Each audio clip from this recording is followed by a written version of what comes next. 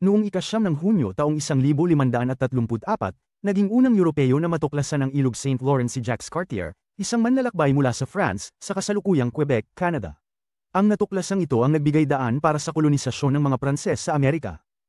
Sa parehong petsa noong 1944, sa panahon ng ikalawang digmaang pandaigdig, inilunsad ng Soviet Union ang Vyborg-Petrozavodsk Offensive laban sa Finland, na may layunin na talunin ng Finland bago tumuon sa kanyang pangunahing kalaban, ang Alemanya.